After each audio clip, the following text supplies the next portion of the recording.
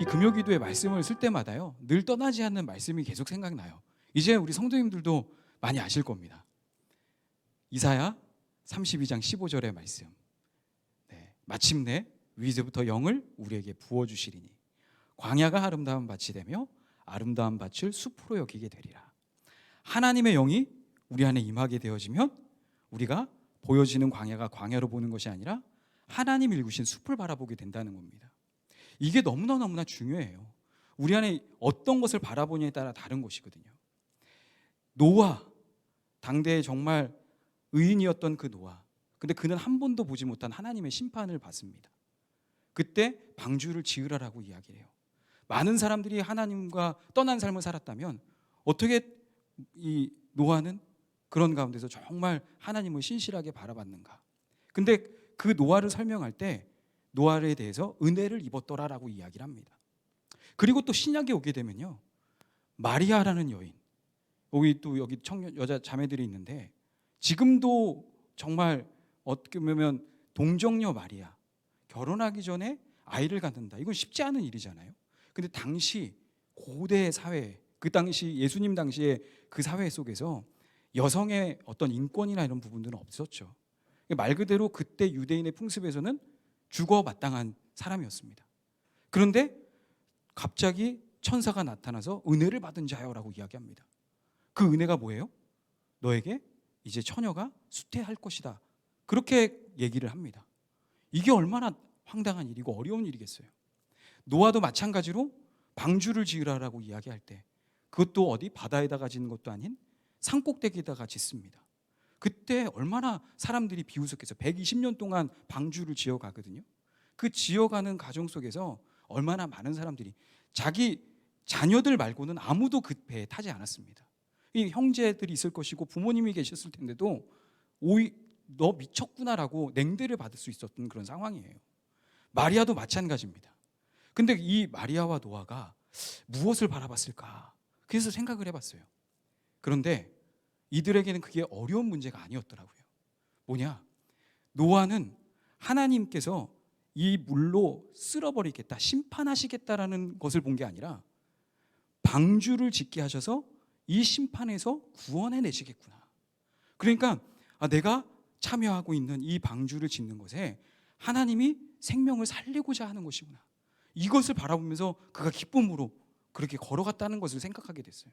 광야가 아닌 숲을 바라보는 믿음. 마리아도 그에게 있어서는 정말 죽음의 위협이잖아요. 그래서 왜 그런 것을 감당할 수 있었을까? 이 세상을 구원하기 위해서 내 몸에 독생자 예수 그리스도가 오시는구나, 메시아가 오시는구나, 이 하나님의 구원을 바라보면서 그가 묵묵하게 그 은혜를 바라보고 걸어갔다는 거죠. 그래서 노아를 향해서 은혜를 입었고, 마리아도 은혜를 입었다라고 할 때 그 은혜가 무엇이냐? 보여지는 광야를 보는 게 아니에요.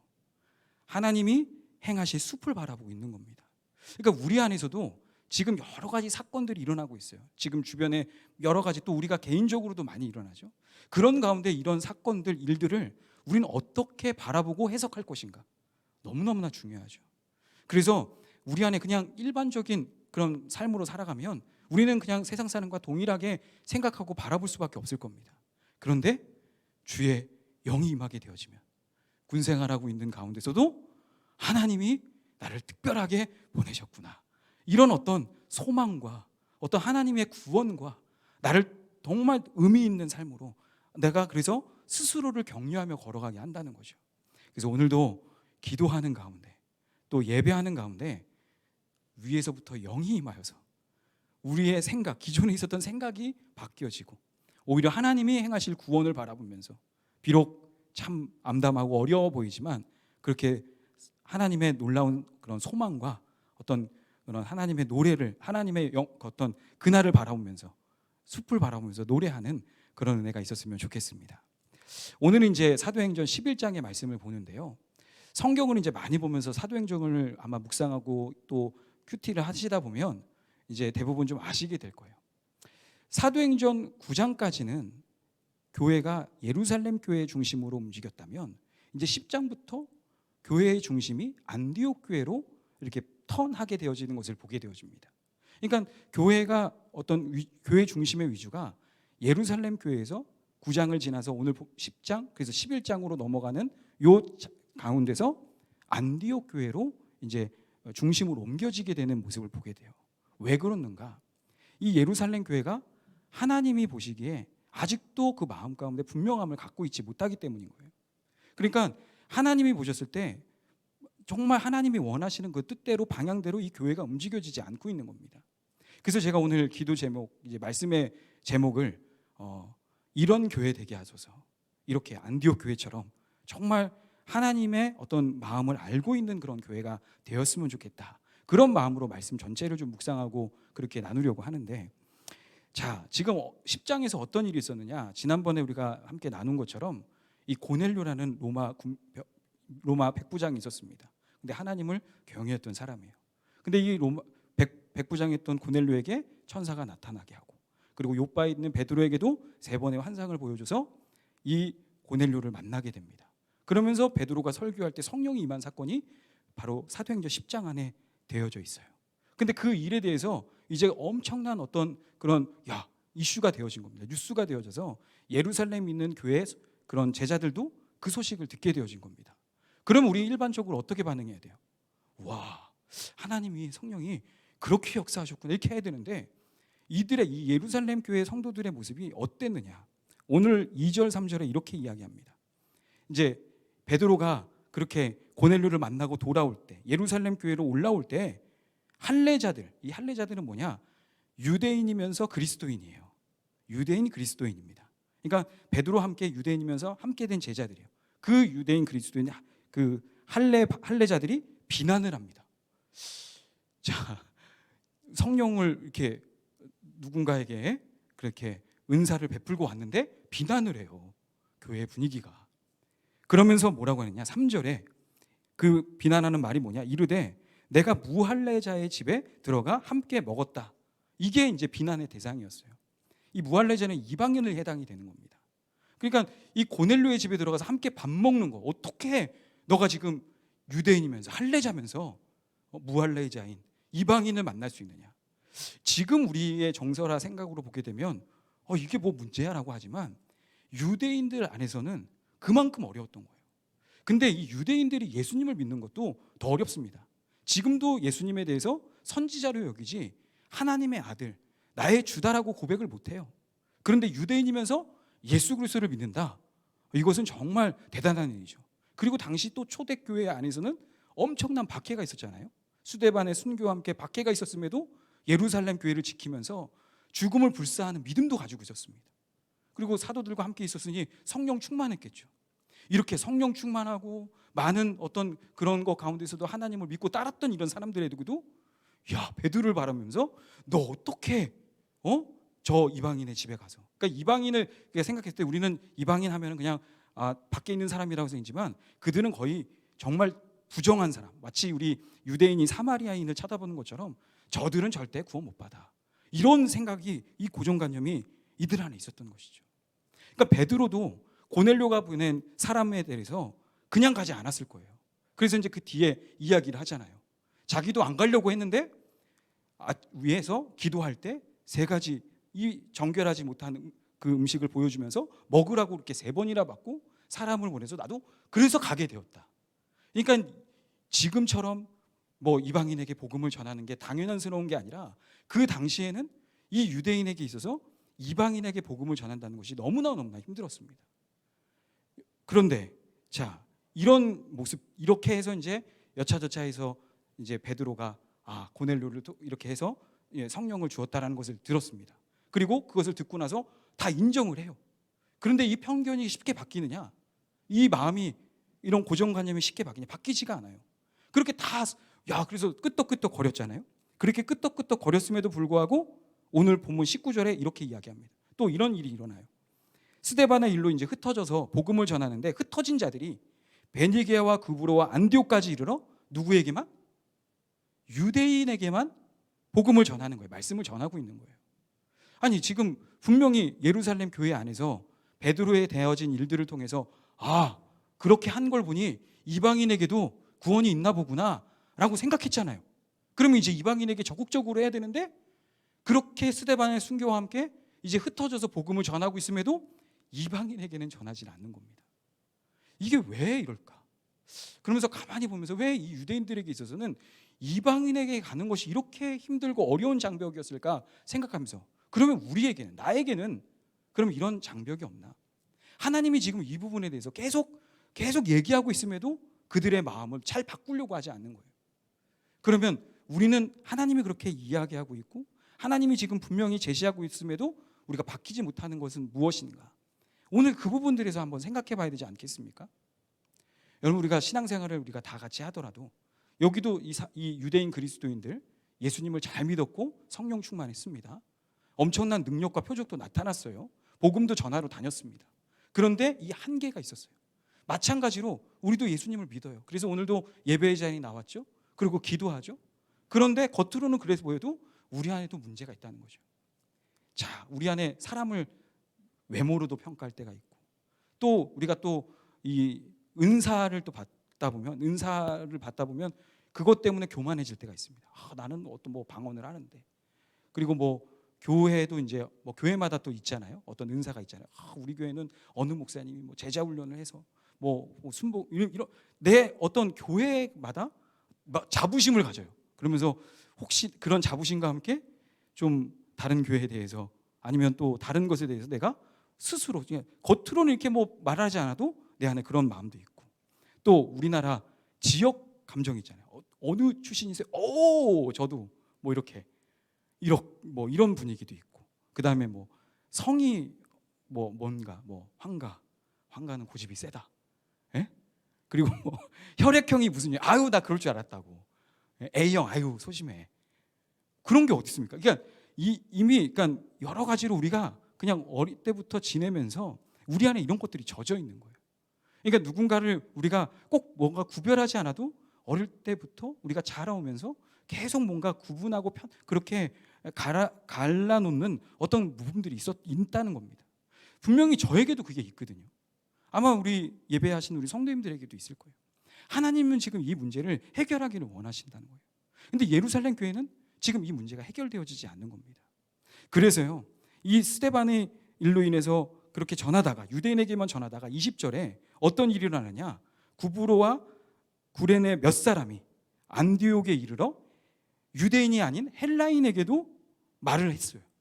그냥 말을 했어요. 근데 그들이 다 주 예수를 믿게 되어지는 겁니다. 그러니까 이 주 예수를 전파하고 나서 믿게 되어진 일들을 보고 21절에 주의 손이 그들과 함께 하심에 수많은 사람들이 믿고 주께 돌아오게 됩니다. 그러니까 많은 제자들이 헬라인에게 전했던 게 아니라 그 중에 몇 사람만 전했는데 그 전한 것을 통해서 수많은 이방인들이 돌아오는 거예요. 그럼 이것에 대해서 예루살렘 교회가 그냥 하나님의 역사구나 이렇게 하면 되는데, 22절에 보게 되어지면 이 소문을 듣고 또 누군가를 파견합니다. 그러니까 그만큼 이 유대인들에게 있어서 이방인은 너무나 큰 장벽이었던 거예요. 큰 장벽. 지난번 우리 사도행전 10장에 대한 이야기를 할 때 이 고넬료를 만나러 갈 때 베드로가 너무너무 힘들었잖아요. 그냥 가면 되잖아요. 주님 말씀 전해주길 원합니다. 그래요? 제가 가겠습니다. 그렇잖아요. 우리 목사님도 그렇고 아마 모든 분들이 신방하기를 원합니다. 그러면 그냥 가지. 그분이 이방인입니까? 제가 밥을 같이 먹을 수 없다고. 이런 분위기가 아니잖아요. 근데 도대체 왜 그들에게 있어서는 밥 먹는 것 자체도 그렇게 싫은가? 그만큼 이방인에 대해서 그들은 너무나 어떤 잘못된 인식을 갖고 있었던 거예요. 하나님이 분명히 그냥 말씀만, 그러니까 성령이 뭐 받게 하라고 기도한 것도 아니고 말씀만 전하면서도 그렇게 임하는 걸 보고, 또 구브로와 구레네에 가서 몇 사람이 이렇게 복음을 전했는데 그 얘기를 듣고 어떻게 보면 많은 사람들이 믿잖아요. 그럼 그것에 대해서 어떻게 반응해야 되겠습니까? 진짜 하나님이 이방인 이렇게 인정하면 되잖아요. 근데 22절에 그 소문을 듣고 안디옥에서 사람을 보내요. 그게 바로 누구냐? 바나바를 보내서 이게 진짜인지 아닌지 검증해봐라. 못 믿겠다. 이해가 되세요? 그러니까 예루살렘 교회가 그럴 수 없는데, 이방인들 그렇게 예수 믿기 힘든데, 이런 생각을 갖고 있다는 거예요. 나는 그렇게 그 정도로 그러면 정말 이 사람은 구제불능이야 하는 사람이 있는가 하는 생각을 하면서 오늘 말씀 속에서 나는 과연 이런 편견과 이런 마음, 사람을 정말 그렇게 편가르게 하면서 내가 혹시나 그들보다 더 낫다라는 그런 교만한 마음은 있지 않은가, 이런 생각을 하게 된 거예요. 이렇게 하나님이 엄청나게 이방인에게, 헬라인에게도 이런 복음이 전해지고 성령이 임한 것을 계속 보여줌에도 불구하고 예루살렘 교회가 그 뜻에 순종하기가 쉽지가 않았던 거예요. 그러다 보니 어떻게 됩니까? 이제 교회의 중심이 예루살렘 교회에서 앞서 말한 대로 안디옥 교회로 움직이게 되어지죠. 자, 바나바가 그래서 이 예루살렘 교회를 대표를 해서 그 안디옥에 가게 되어집니다. 그래서 그들을 딱 당도하자마자 어떻게 반응하느냐? 23절에 이렇게 이야기해요. 그가 이르러 보자마자 하나님의 은혜를 보는 겁니다. 우와. 그러면서 너무나 기뻐해요. 그리고 모든 사람에게 야, 정말 잘 믿는다. 굳건한 마음으로 주와 함께 머무르라고 그렇게 권면해주고 합니다. 뭐 진짜 믿었어요? 왜? 저도 제가 예전에 부흥 강사님 오셨을 때 제가 몇 번 말씀드렸잖아요. 방언에 대해서 막 이렇게 이제 강요하시고 강조하시는 분이 이제 설교 끝나고 나서 기도를 다 하는데 이렇게 방언을 들으러 이렇게 다니세요. 주 안수기도 하는 게 아니라 목사님 오신다. 그래서 이제 막 그렇게 제가 기도하는데 뭐 앞에 이제 몇 명이 보잖아요. 너는 마귀박원 하면서 머리를 때리고 막 이렇게 지나가시는 거예요. 그래서 제가 저도 방언을 했나 안 했나 모르겠는데 에이 이거 하면 또 맞겠다 싶어서 그랬거든요. 아니 야 진짜 믿는지 안 믿는지 내가 찾아서 봐야지. 어찌 보면은 바나바도 그럴 수 있잖아요. 야 이거 안디옥 교회 이방인들 에이, 얼마나 잘 믿는지 내가 봐야 되겠어. 에이, 얼마 안 가서 금방 니네들도 옛날로 돌아갈 거야. 지금이야 좀 은혜 받았다고 우쭐우쭐하지. 좀 더 지켜봐야 돼. 사람은 모르는 거야. 이럴 수 있잖아요. 근데 바나바가 어떻게 반응해요? 보자마자 너무나 기뻐요. 이것은 하나님이 하신 거다. 어찌 보면은 그냥 어설퍼 보일 수 있잖아요. 나도 이거 성령 받은 건가요? 이럴 수도 있잖아요. 그런데 안심하게 해요. 받은 거야. 함께 계신 거야. 인정해요. 어떻게 그럴 수 있습니까? 당시 유대인 그리스도인들의 분위기 속에서 인정할 수 있는 분위기가 아니었다는 거예요. 그러니까 몇 차례 이야기를 했음에도 안 하잖아요. 움직이려고 하지 않잖아요. 근데 너무나 놀랍게 이 바나바는 보자마자 하나님의 은혜에 기뻐하고 그 은혜를 바라보고 오히려 적지 않은 사람들이 받은 것에 대해서 안심해라. 그대로 머물러 있어라. 정말 잘 믿고 있는 거다. 너무 대단하다. 이렇게 지금 칭찬하고 다니는 겁니다. 이렇게 이 안디옥 교회가 왜 하나님의 마음에 합한 사람이 됐냐? 하나님의 마음에 합한 사람 한 사람이 그곳에 가니까 그 교회가 변화가 되어지는 거예요. 이 바나바가 대해서 소개를 하는데 24절에 보게 되면 이렇게 쓰여져 있습니다. 바나바는 착한 사람이요 성령과 믿음이 충만한 사람이라. 이에 큰 무리가 주께 더하여지더라. 바나바에 대해서 착하다라고 이야기해요. 먼저 성령 충만이 먼저 앞으로 나올 수도 있는데 성령과 믿음이 충만한 사람 앞에 착한 사람이라고 이야기합니다. 우리가 성령이 충만하다, 믿음이 있다. 이걸 어떻게 우리가 알 수 있나요? 우리가 신앙생활하고 함께 예배하고 또 기도하다 보면 그런 것들이 물론 대화를 하다 보면 느껴질 수 있겠죠. 근데 교회를 다니지 않는 사람은 이곳에 있지 않기 때문에 믿음이 있다, 성령 충만하다, 그리고 그런 믿음을 갖고 있지 못하기 때문에 그것에 대해서 그렇게 크게 좋아하지 않습니다. 근데 바나바에 대해서 늘 어떤 믿음의 사람들, 제자들을 소개하면서 또 7 집사를 소개하면서 칭찬받을 만한 사람, 그리고 착한 사람이 있다는 것이죠. 그래서 제가 이 말씀을 보면서 많은 목사님들이 이렇게 성령의 충만한 은사도 필요하지만 가장 중요한 것은 인성이 되어 있어야 된다. 내 안에 정말 어떻게 보면 사람에 대해서 그렇게 인간성으로도 착한 그런 부분이 있어야지 그냥 착한 것, 이런 성품도 없는 상황에서 성령을 받으면 큰 문제가 있다라는 이야기를 제가 이 말씀을 준비하면서 다른 목사님 설교를 듣다가 알게 됐어요. 그러니까 저도 제가 그 은혜를 받고 갔거든요. 그 은혜는 성령의 어떤 은사에 대한 느낌인데 나중에 보니까 지금 이렇게 쭉 사역을 해오면서 저 스스로 보니까 저는 거꾸로 시작한 것 같아요. 이렇게 인성이나 여러 가지는 문제가 있었어요. 근데 점점 하나님이 이렇게 시간들을 통해서 훈련하고 단련해 가시는 것 같더라고요. 일단 이 바나바에게 있어서는 이 착한 마음이 믿는 사람이나 믿지 않는 사람에게나 너무나 온화한 인상으로 보여지는 겁니다. 그리고 그 가운데 성령 충만하고 그리고 믿음이 충만하다는 것은 무엇이냐? 바로 그가 보는 게 그냥 보여지는 현실을 보는 게 아니에요. 인간적인 광야를 보는 게 아니라 야, 이것을 보고 하나님의 은혜를 바라봤다라고 이야기해요. 야, 안디옥 교회 그 어설픈 성도들을 보면서 야, 지금 이 정도 가지고 이런 것은 아니라 성령 충만하는 게 뭐냐? 하나님의 눈과 시선으로 바라보고 있다는 거죠. 그러면서 그들에게 적지 않는 말로 위로해 주잖아요. 우리에게 있어서 그게 필요하다는 거죠. 우리가 매번 기도할 때마다 기도할 때 우리의 어떤 현실을 보지 말고 하나님이 행하실 앞으로의 일들을 바라보면서 기도합시다. 그러면서 제가 몇 번씩 이 말씀을 인용해서 함께 나눴잖아요. 동일하게 사람을 볼 때도, 우리가 누군가를 교제하고 만날 때도 그냥 단순히 지금 보여지는 이런 사람을 보는 것이 아니라 하나님 편에서 세워질 것을 바라보면서 우리가 그렇게 격려해 줘야 되고 믿음으로 여겨줘야 된다는 것이죠. 그러니까 제가 보니까 이 바나바의 모습을 통해서 하나님이 원하시는 것이 무엇인가? 아무리 개차반처럼 정말 저 사람은 정말 아니야 라고 해도 하나님께서 붙잡으시면 바뀐다. 저는 사람이 변화될 것인가, 이것에 대해서 정말 예수님 믿으면 다 변화가 돼야 되잖아요. 근데 실제로 살아보고 경험되어지니까 변화되는 게 쉽지가 않더라고요. 저마저도 그렇게 변화되지 않는 모습들을 보게 되어져요. 그러니까 제가 분명히 성경에는 예수님을 믿으면 변화가 돼, 물이 포도주로 변한 것처럼 변화가 될 거라고 하지만 실제적인 경험과 삶 속에서는 진짜 변할까? 그러니까 의심스럽고 그렇게 되어지더라고요. 그러니까 나도 그러니 다른 사람에 대해서도 분명히 하나님께서는 그 사람이 나보다도 더 날 텐데 저 사람 변화되겠어? 이런 편견과 마음을 가지고 내가 의심하고 있다는 것이죠. 우리 안에 정말 이 기도하는 가운데 가장 중요한 것이 무엇이냐? 우리 안에 이런 고정관념이 있다는 거예요. 나 스스로에게도 어찌 보면 절망하고 나 스스로에 대해서도 의심하지만 상대방에 대해서도 하나님이 없는 거예요. 하나님 편에서, 그가 하나님 편에 섰을 때 얼마나 멋지게 바뀔 텐데. 그래서 제가 저 스스로의 삶을 어릴 때부터 지금까지의 삶을 보니까 제가 딱 그 은혜 받고 시작할 때부터 지금까지 삶에도 정말 많은 분에게 상처를 줬더라고요. 제가 뭘 안다고 청년일 때는 청년대로 후배들한테 그때는 내가 은혜 받은 대로 얘기를 했죠. 근데 지금 생각해 보니까 너무너무 부끄러워요. 그래서 어떻게 내가 이런 짓을 했지? 지금도 마찬가지지만 그전에는 너무나 제 안에 그런 모습이 있더라고요. 그래서 지금 제가 그때를 생각하면서 이런 나는 너무나 부담스럽고 힘들었겠다. 근데 그때 그래도 끝까지 붙잡아 주시고 인도해 주셨던 분을 생각해 보니까 그래서 내가 이렇게 이 가운데 있었구나. 그래서 제가 요즘 우리 학생들을 놓고 또 예배하고 준비할 때마다 하나님께서 매번 생각하는 거예요. 학생들의 지금의 모습이 끝이 아닌 거예요. 이들이 나보다도 더 귀한 목사님이 되겠구나. 하나님의 귀한 사람이게 되겠구나.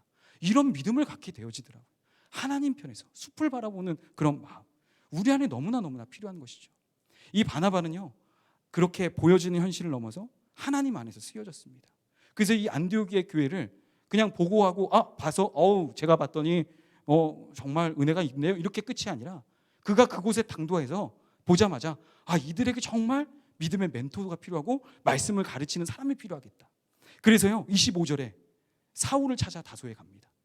그 사울이 뭐냐? 예수님 믿자마자 너무너무 사람들에게 힘들었어요. 예? 너무 강하게 예수님 믿기 전에는 예수님을 믿는 사람들을 잡는 일에 혈안이 됐다가 이제 믿고 나니까 너무 이제 독불 장군입니다. 그러니까 온 교회 성도들이 사울하면 우리처럼 사도 바울 정말 열정의 사람 이렇게 우리가 존경하는 것보다 바울이야 사울이야 쟤는 좀 알았으면 좋겠어 시끄러워 이렇게 분위기가 생각하고 있을 때 바나바는 그 사울이 가지고 있는 그 열정과 그 은사를 가지고 안디옥 교회로 초청해요. 그러면서 1년 동안을 가르치게 합니다. 이렇게 사람을 세우는 일을 행한다는 것이죠. 바나바에게 있어서는 그냥 단순히 어떻게 하면 그냥 하는 것이 아니라 하나님의 시선과 마음을 가지고 사람을 보고 사람을 세워주는 일을 그렇게 했습니다. 그러니까 안디옥 교회가 어떻게 하나님 편에서 중심에 설 수 있느냐?